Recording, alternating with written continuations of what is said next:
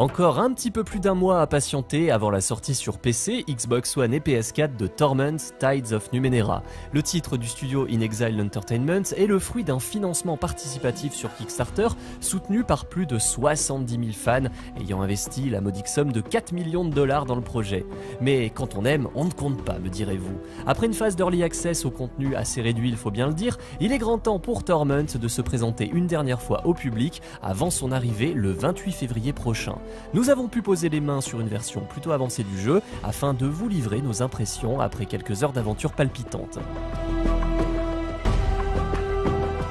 Torment est avant tout une histoire personnelle de surcroît pour le joueur. Ici, nul dragon et monde en péril face à la menace d'un terrible danger, puisque vous allez évoluer dans le 9e monde, un immense marasme de magie et de technologie du passé ou du futur, un véritable héritage des 8 grandes civilisations ayant marqué leur temps sur Terre.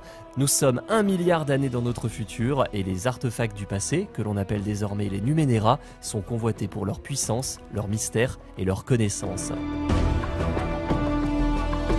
Tides of Numenera est en réalité le successeur spirituel de Planescape Torment, sorti en 99 et encore considéré aujourd'hui comme l'un des tout meilleurs RPG côté ambiance, narration et surtout écriture. Autant vous le dire tout de suite, la charge qui pèse sur les épaules d'In Exile est assez lourde. Les fans attendent cette relecture au tournant et demandent à vivre une aventure à nul autre pareil.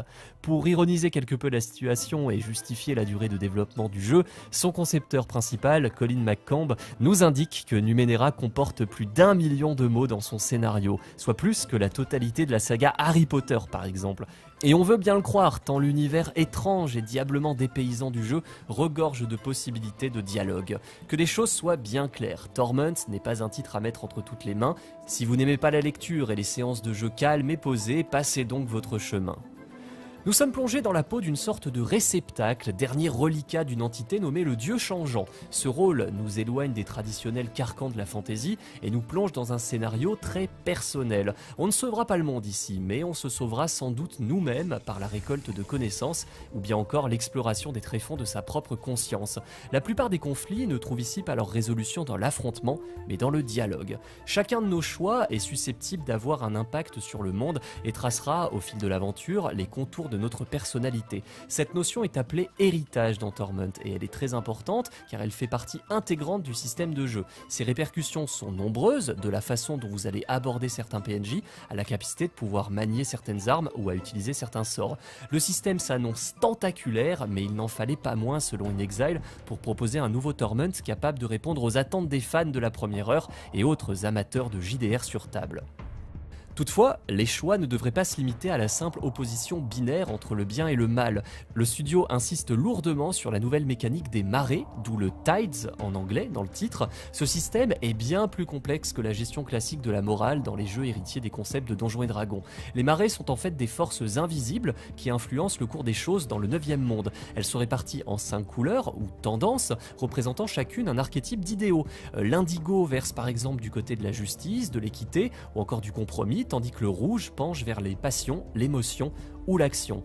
Lors de notre session de jeu, nous avons évolué à l'intérieur d'une entité de chair nommée The Bloom. Elle était de la taille d'une ville et débordait littéralement de vie, de situations à résoudre et de mystères. Ce cadre très original, il faut bien le dire, n'est qu'un fragment de ce que Torment souhaite nous offrir visuellement. Avec ses tableaux faits main bourrés de détails, l'enrobage graphique du jeu semble être à la hauteur des efforts investis dans le projet. Espérons maintenant que la majorité des décors parviennent à atteindre ce niveau de détail assez minutieux, il faut bien le dire.